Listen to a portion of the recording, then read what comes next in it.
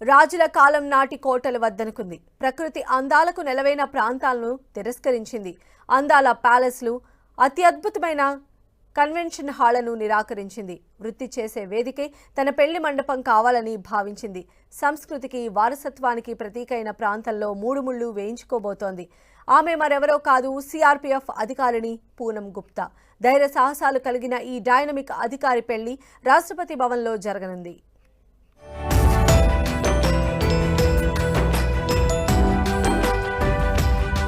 ప్రతి ఒక్కరి జీవితంలో పెళ్లి ఓ అపురూప ఘట్టం.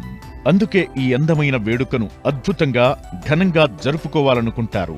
సిఆర్పీఎఫ్ అసిస్టెంట్ కమాండెంట్ అయిన పూనం గుప్తా కూడా ఇలాగే ఆలోచించింది. ప్రస్తుతం రాష్ట్రపతి భవన్ వ్యక్తిగత భద్రతా అధికారినిగా విధులు నిర్వర్తిస్తున్న పూనం గుప్తా తాను పనిచేసే చోటే పెళ్లి చేసుకోవాలని నిర్ణయించుకుంది. కానీ అది అనుకున్నంత ఈజీ కాదు.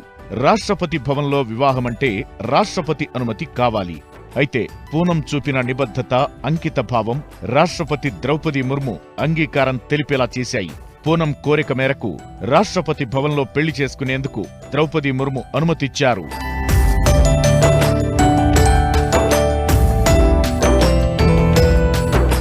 మధ్యప్రదేశ్కు చెందిన పూనంకు చిన్నప్పటి నుంచి సైన్యంలో చేరాలని కోరిక ఉండేది. గణిత విభాగంలో డిగ్రీ చేసిన ఆమె ఆపై ఇంగ్లీష్ సాహిత్యంలో ఎంఏ చదివింది. తరువాత 2018లో యూపీఎస్సీ సిఏపీఎఫ్ పరీక్షలో ఆల్ ఇండియా 81వ ర్యాంక్ సాధించింది. గతంలో బీహార్లోని నక్సల్స్ ప్రభావిత ప్రాంతాల్లోనూ పనిచేసి ధైర్య సాహసాలు ప్రదర్శించింది. ఈ క్రమంలోనే 2 ఏళ్ల క్రితం గణతంత్ర దినోత్సవ పరేడ్లో మహిళా బృందానికి నాయకత్వం వహించి వార్తల్లో నిలిచింది. ప్రస్తుతం రాష్ట్రపతి నిలయంలో పీఎస్ఓగా సేవలందిస్తోంది. ఇటీవల పూనంకు పెళ్లి నిశ్చయమైంది. జమ్మూ కశ్మీర్లో సిఆర్పీఎఫ్ అసిస్టెంట్ కమాండెంట్ గా పనిచేస్తున్న అవినాష్ కుమార్ తో పెళ్లి కుదిరింది. ఈ జంట రాష్ట్రపతి భవన్లోనే వివాహం చేసుకోవాలనుకుంది. అయితే ఇందుకు అనుమతి కోరుతూ రాష్ట్రపతికి లేఖ రాసింది. రాష్ట్రపతి అనుమతించడంతో భారతీయ సంస్కృతికి, వారసత్వానికి ప్రతీకైన రాష్ట్రపతి నిలయంలో పెళ్లిపీట లెక్కబోతోంది. ఫిబ్రవరి 12న రాష్ట్రపతి నిలయంలోని మదర్ తెరిసా క్రౌన్ కాంప్లెక్స్ లో తన కుటుంబ సభ్యులు, అతి కొద్ది మంది బంధువుల సమక్షంలో వివాహ బంధంలోకి అడుగు పెట్టనుంది.